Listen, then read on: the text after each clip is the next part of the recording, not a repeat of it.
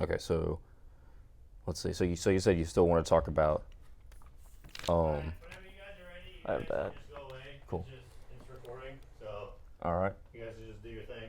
Cool, And cool. I'll be in my office. All Thank right, you. Thank you. All right, Luka Doncic has signed a mega extension in Dallas. So does he get a title in Big D? Also, the Field of Dreams game brings in the highest ratings for Major League Baseball in over 15 years. So is Major League Baseball doing something right? Plus a lot more, including the NFL. Welcome to the Spinnin Sports Podcast, season number 2, and just take a look at this new studio. Look at this it. This is amazing. beautiful. Landon Bethea, my name is Grayson Singleton, and how was your summer, first of all? It's been a while. Summer was great, eventful, but also enough time to relax and take in the simple things You in know, summer. I think this is the first summer where I missed not being able to do a podcast because there was so much news over the summer. Tons of it. Like- All sort of sports. I mean, the Big 12, Right. which for us is huge. Of course. And then, you have free agency that's baseball free agency and NBA free agency NBA all free agency. happening. It seemed like the same day. So it was pretty eventful. Tim Tebow got cut. Yeah, I can't say I'm surprised. Right. I also can't say that I fault the Jaguars for trying with Tim Tebow just because if Trevor Lawrence threw a touchdown pass to Tim Tebow, social media would erupt for a month. Right. So that would already bring in so many viewers just to watch because Tim Tebow, I mean, he's still a huge football name. No matter what, course. if he wants to go be an analyst, he'll go be an analyst. If he wants, that's why he got his job as a tight end for even it was a brief amount of time. That's Right. why he got it, is because of his name. So I can't fault the Jaguars for trying. And his relationship with Urban Meyer, Right. obviously. That too. And so you can't fault the Jaguars and Urban Meyer for trying. However, let's be real. Tim Tebow, while he might have a tight end build, if you watched him at all, try to watch him block. Did you watch see the him- block? Yeah, it was a poor attempt at a block, to say the least. Was that even a block? It looked like it was supposed to be some sort of crackback block. Which isn't even legal. Right, and he missed that, so It's all right. It was bad. It's all right. He's a quarterback. All I know is as a Broncos fan, look, Tim Tebow I can probably count on one hand how many quarterbacks I've seen that were worse NFL quarterbacks than Tim Tebow. Really? I mean, Can let's you count how many Broncos quarterbacks on one hand that were worse than Tim Tebow? I think I could count basically after Peyton Manning. after Peyton Manning, let's see. I mean, even Trevor Siemian was kind of better than Tim Tebow. Yeah, but Tim Tebow won a playoff game. That is true. Won a playoff. Paxton Lynch was worse than Tim Tebow. Paxton Lynch, it was terrible. Paxton Lynch was awful. But I mean, off the top of my head, NFL quarterbacks have just been worse than Tim Tebow, like Nate Peterman, Oh, Jamarcus Russell, maybe. yeah, Jamarcus Russell was Jamarcus Russell the biggest was bust, pretty bad. most likely ever. Maybe Yeah, Tim Couch is in that conversation. Tim Couch is probably in that conversation. Well, speaking of quarterbacks, I think that's Yeah. a perfect way to translate into Right. rookie quarterbacks in the preseason. And who impresses you? So the obvious answer is Justin Fields. Trey Lance Yeah. didn't look bad. I mean, 5 for 14 isn't ideal. Like that's basically completing a third of your passes. So Right. you like a little bit more accuracy there. I think I have to go with Justin Fields, even though Zach Wilson looked aight. He looked all right. He was all right. And then Mac Jones, I think you'll touch on him in gotta talk a about little Mac bit. Jones. But Justin Fields, one of the things I liked about him was that he had an understanding of the pocket a lot. He had an understanding of very NFL concepts in terms of the bootlegs and then the moving pocket, which is something new in the NFL today. And then he made a lot of throws very accurately. So I think he really is going to make it difficult. Honestly, I think Andy Dalton will not be the starter week 1. I think Justin Fields is going to be the week 1 starter as he continues to progress, and he's going to look better. A friend of mine brought up to me that he didn't look particularly great against Miami starters. Yeah. But I think in preseason week 2 and then in preseason week 3, I think he's really going to separate himself, and they're going to see so much more of a ceiling for Chicago with him under center rather than Andy Dalton. I was actually very happy to see Mac Jones going to the Patriots offense, and he was not, I would say, impressive. That's not the word I would use. Now, I personally am satisfied with his performance out on the field. However, impressive's not quite the right word. I would say he played solid just because he did his job, which is the Patriots' MO. That's what you're supposed to do as a Patriots player. Right. And as a rookie quarterback, such as Mac Jones, who comes from a system in Alabama where doing your job is a point of emphasis, I think he did everything you can ask him to do. He went out there, he got his feet wet a little bit, he got some experience, and he looked better than Cam Newton, which I'm not saying too much in today's. How do you think Mac Jones translates to the NFL? Because he's coming from Alabama. Right. Yeah, you have the greatest coach in college football history to like the greatest coach in NFL history. But he was throwing, and especially that last year at Alabama, he was throwing to dudes that were just like butt naked. They were open. Right. So now you're going into a system where, the tight ends are great with Smith and Henry, but your receivers on the perimeter are guys like Kendrick Bourne and Nelson Aguilar. The receivers will not be. They're not going to be like that. There's not going to be 15 yards of separation. So how do you think then that he translates to the NFL, particularly in a division that has very good defensive backs? So I'll say this. Cam Newton looked the best last year when he played within himself. And he had his great game against Seattle. And if you watched him, while his numbers were phenomenal and outstanding, you watched him play and it seemed like he was very calm. He was very within himself. But then, and there's a lot of excuses that we've gone over in the past. COVID, lack of receivers. Cam Newton started to look like he was trying to do too much out there. That forced fumbles, that forced interceptions. Yeah. Mac Jones strikes me, and obviously we know he's a very smart individual. Yes. Based off he came out of there, I believe, a double major in Alabama. And so I believe he had a 4.0 as well. And now as a football player, you might have a little bit of more of a cater to in the classroom. Right. But he kind of does look like a dude that would have a 4.0. But I think he's a smart guy from everything we've seen. For sure. Looks like he's very cerebral individual.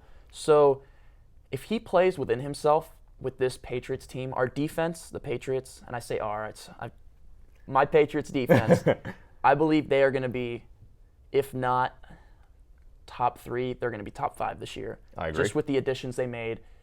Judon, I'm excited to watch Judon play. That's my top. And that Jalen Mills is also still pretty solid option up for the defense. And I don't see him being like this great defender, but I also don't see him missing too many assignments. I see him doing his job, the Patriots' MO. I think Mac Jones plays within himself this year. Obviously, Cam Newton will probably start week 1. I think that's the smart option. I think Mac Jones is not a week 1 starter. No, I think if anything, you give Cam 5 weeks, see how he does, then reevaluate the situation. So at the second pick, would you take Zach Wilson, or is there another quarterback you would rather take? I think they're going to take Zach Wilson. Yeah. However, I think Zach Wilson's a bust. You forgot you said that. I want to amend that statement because it's not fair to say he'll be a bust. However, I might just throw the tape of you saying he's a bust into the video. However, that'd be funny.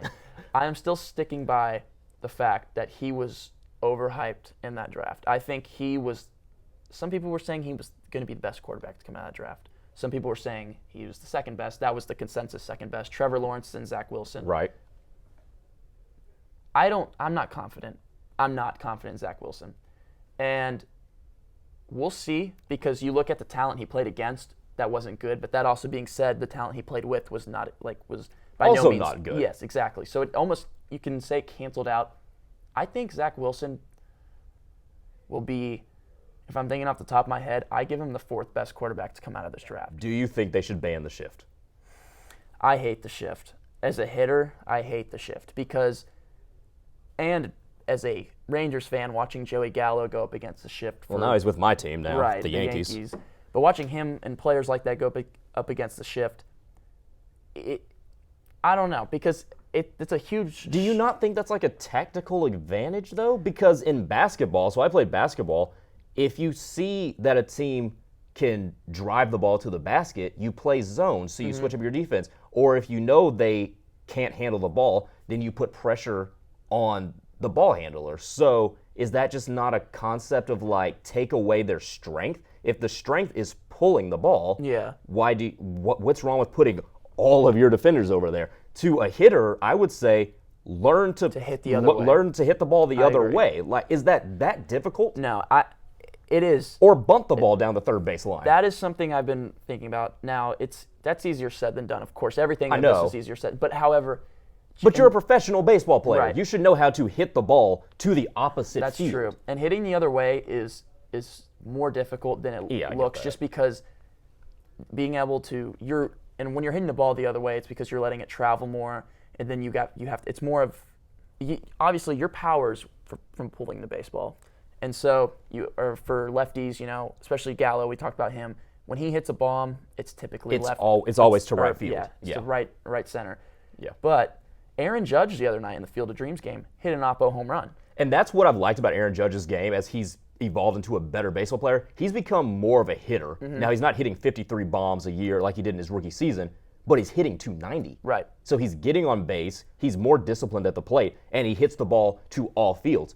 Nobody ever shifts on Aaron Judge, but with the home run leaders, like even Shohei Ohtani, there's a major shift with Ohtani, major shift with Joey Gallo, and major shifts with all those players. And I think banning the shift is letting hitters off the hook. Yeah. It's like saying, okay, Ben Simmons can't shoot free throws, so every time they foul him, we're just gonna take it out under the basket, regardless Yeah. if he was going up or not, because we know he can't shoot free throws. So banning the shift would be like, well, we know they can't really hit the ball the other way, so we're just gonna make it easier for them to just do the one thing and limit themselves. I feel like at the professional level, you should not be able to do that. I 100% agree. I would say I hate the shift, like as far as a hitter standpoint, but as far as the game in general, there's no reason to ban the shift because, like you said, you need to know how to hit the ball to the other field. It's something as a baseball player you work on day in and day out. You got to work. Do they?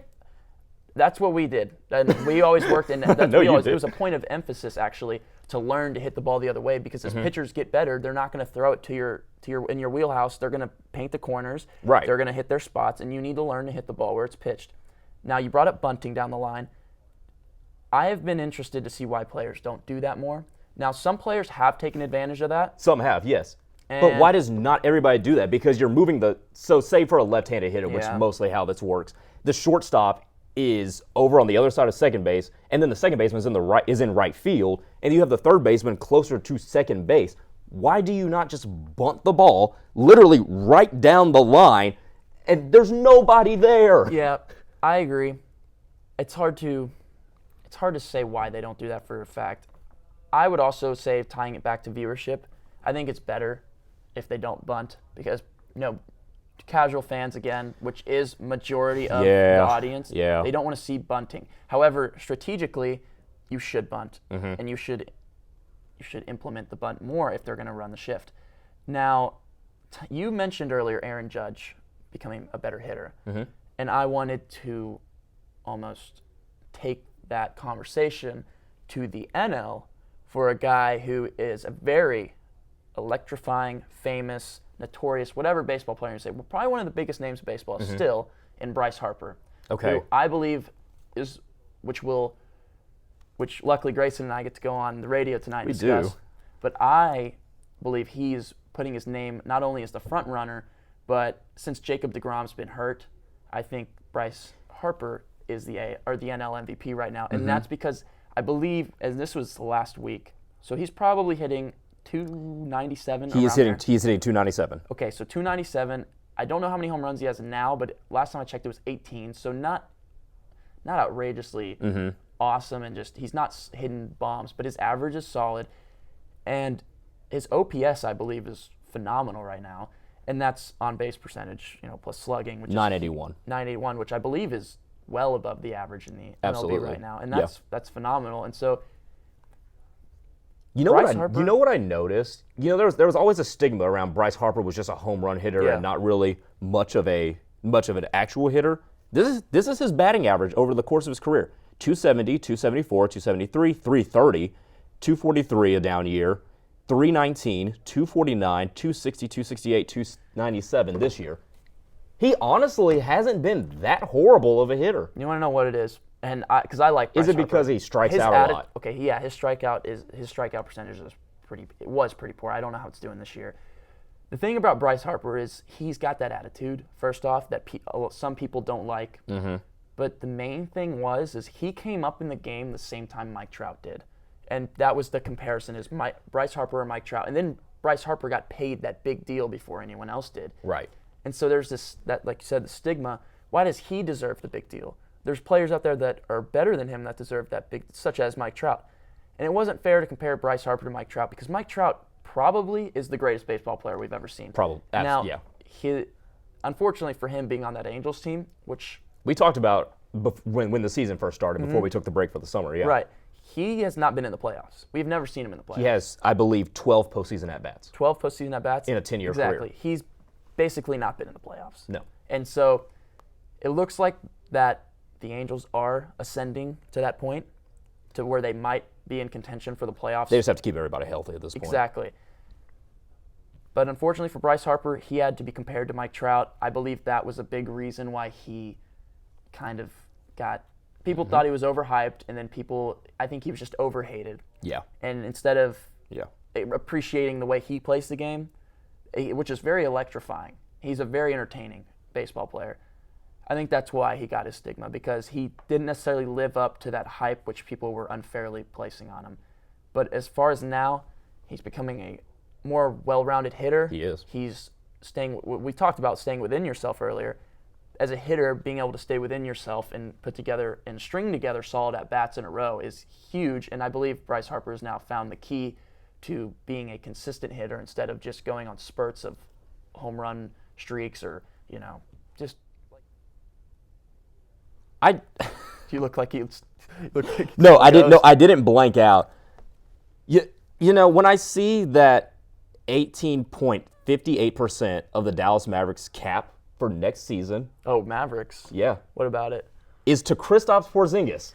Yeah. So- Okay. So let's transition to that. I have let's so many let's things to talk say about this. Kristaps. So Luka Doncic signed the $207 million Supermax extension last week. He's the youngest player to ever do that after making All-NBA teams twice in his first 3 seasons.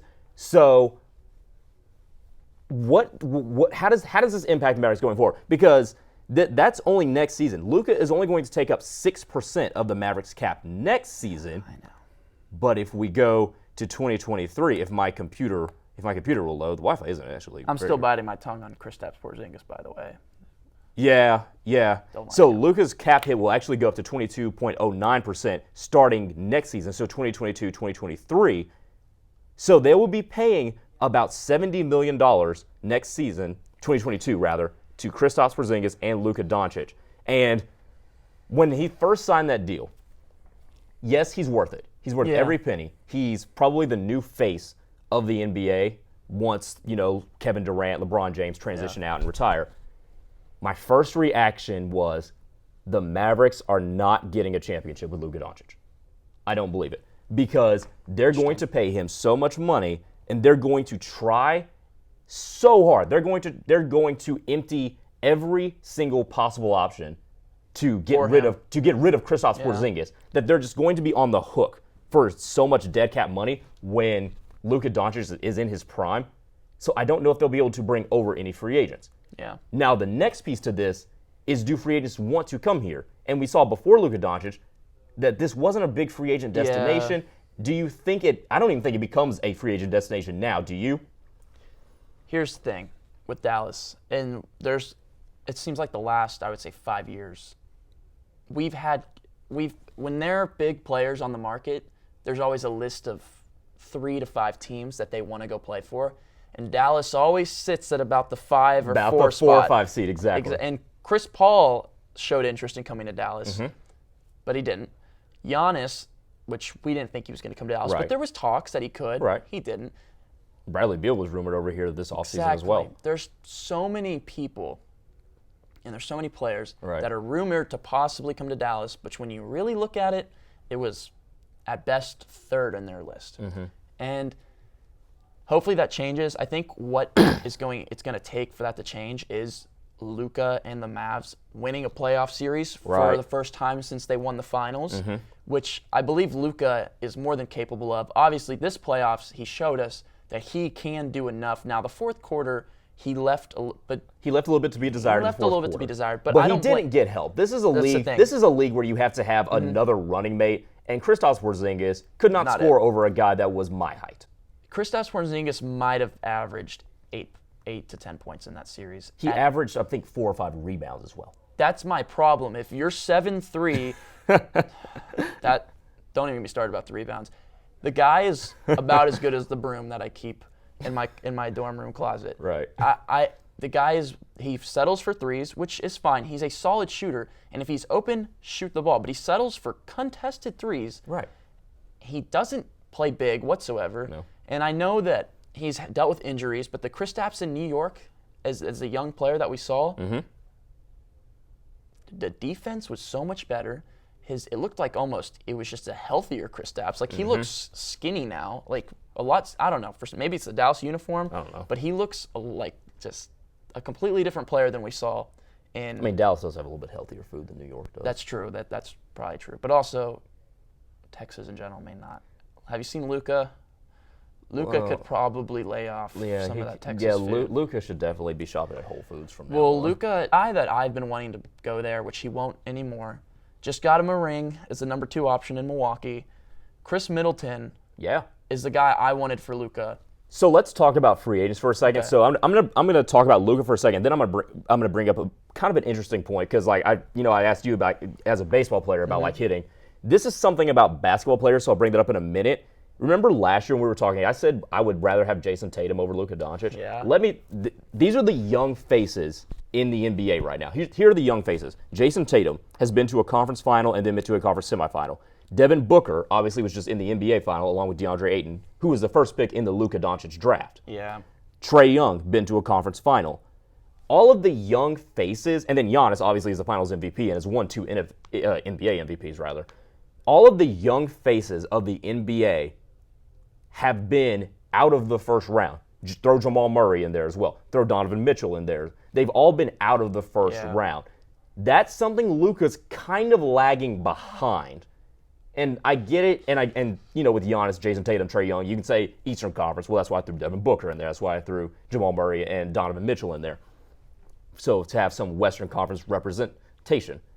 But Luka is going to have to figure out a way to get out of the first round, especially if you have home court advantage and a 2-0 lead. So in terms of attracting stars to Dallas, this is why I think Luka Doncic might be a hindrance to this. Number one, superstars still want their numbers. Yeah. Luka Doncic has the 3rd highest usage rate in the NBA. Now, maybe he can transition and figure out how to play like James Harden did with the Nets and figure out like how to be more of a facilitator like LeBron James. Then you might start to attract stars. Because as a basketball player, particularly if you are a superstar basketball player, they love attention. That is basketball players. They are wide receivers, but make all of them basketball players. They love their attention, and they're not going to sacrifice that for a guy who is so ball dominant and so useless off the ball like Luka Doncic. Because as great as Luka Doncic is, he has 2 major flaws. He's useless off the ball, and he doesn't play defense. He sucks. He does. And in an era where a lot of your superstars, your Donovan Mitchells, say, for example, or Trae Young, most of your superstars also don't play much defense. Neither does Bradley Beal. So now you'll have a situation where the Mavericks, they don't have a big that plays defense. Now you have your 2 primary scorers also don't play defense. So you can maybe make that work to where, we're the best offensive team in NBA history like they were a couple years ago, but you're also a bottom 5 defensive team, and that just doesn't work in the playoffs. Kristaps, because right now the Mavs have to say, in Kristaps we trust. Because they have no other option, because they're basically paying him. I'm just not going to get into it. Because $33 million next year. Yes, they're paying him basically as much money as a number 1 option to be a guy that disappears in the playoffs and can't score over somebody who's no taller than me or you. Last year was like he was probably the 4th option in the playoffs. Right. And he's getting paid. And he's getting paid, first and he's option. taking up a 5th of the salary cap. So Kristaps Here's what the Mavericks makes me very frustrated. Here's what the Mavericks can do. And in a hard cap league like the NBA is, not as hard as cap as the NFL, in a league with a salary cap, you have to learn how to properly price commodities. Right. So you've properly priced Luka Doncic. He's going to take up 20% of the salary cap over the next couple years, and that number might continue to go down because the salary cap usually goes up. Right. This is weird because of like the pandemic, obviously, cut the finances. Right. So if the Mavericks can start properly pricing commodities, you might be able to build something that could be similar to replicating what they did in 2011. Yeah. That's a big if. Big if. And but you, yeah. and you're going to have to attract people because the Mavericks don't have any draft picks for the Right. next couple of years. They didn't this year. So this question just popped into my head. As we discussed a little bit in the NFL, there's players who can raise their value not only to the team but as their individual values on the market. If Kristaps plays well this season, which if I had to predict, Kristaps will probably score close to 20 points per game, and hopefully he can get at least 8 rebounds a game. But I think 20 and 8 is a fair ask. If you're the Mavericks and you ask Kristaps, get us 20 and 8 a game. And then ask Tim Hardaway, get us 14 a game. Yeah, get us 14, 15 a game, and because that will come with the spurts of where he gets 30, and then there will be the games where he gets 5. Yeah. But as far as that, if you ask Kristaps to get 20 and 8, so let's say he goes out there this season, gets 20 and 8, they make the playoffs, they have a solid playoff run, Kristaps plays well, then do you say, okay, do we have something in Kristaps, or do you let that almost that value that he just added, do you let that shop the market, and do you say, hey, what do you want for Kristaps? I think at this point you're going to be taking low for Kristaps Porzingis.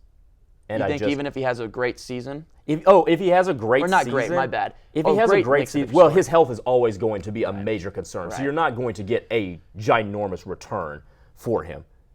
And then also, he's going to have an all-NBA season because the following season, in 2023, he's going to take up 21.5% of the cap.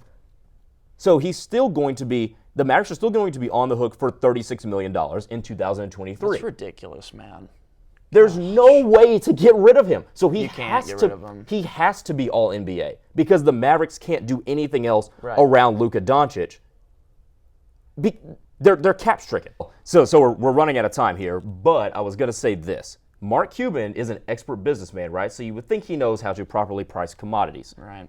See what you think about this. This is the 2023 season, which is the first season where we can start to think about them bringing over somebody of note. Tim Hardaway Jr.'s cap hit, $18 million. Then you have restricted free agents, and this is going to be their cap hold until the Mavericks part ways with them and just not match a qualifying offer. Maxi Kleber, $17.5 million. Yeah, that's ridiculous. Dwight Powell, $16.6 million. Boban, $6.65 million.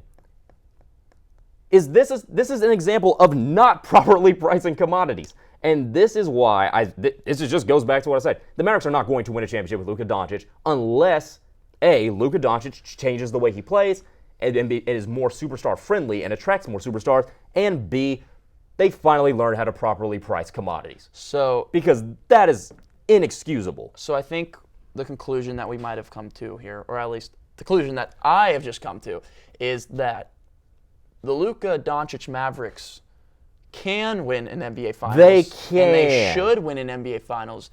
But if they don't, it's on the Mavericks. And I'm not gonna blame Luka because I watched Luka play in the playoffs. Not Nope. his fault. I'm not going to blame Luka Exactly. Doncic either. And if Luka plays like that, which signs point to he's gonna play like that for probably another 5 to 7 years. Yeah. His game will change. It's gonna have to change. But if Luka plays at a level such as this, then winning a championship is not his fault. It's not his burden. Yes. It's on the Mavericks front office. It's on Mark Cuban, and it's on the coaching staff. Which I like Jason Kidd. I like Jason the Kidd. player coach. I like Jason Kidd, but I wonder if Jason Kidd is going to be an enabler for Luka Doncic to continue this sort of thing that just isn't very attractive to other superstars. That's true. And I think the best comparison to this would be when Michael Jordan played, and I can't remember it was his 3rd season in the league, and he averaged 37 points a game. He did. Won MVP. But his coach, and it was the guy right before Phil Jackson. Right. I can't remember his name. I can't remember his name, but He was a good coach, and he was the guy that was always dripping sweat Yep. during the games. Great coach. But he emphasized playing through Michael, and I believe Jason Kidd is going to emphasize playing through Luka. which can be good or bad. Exactly.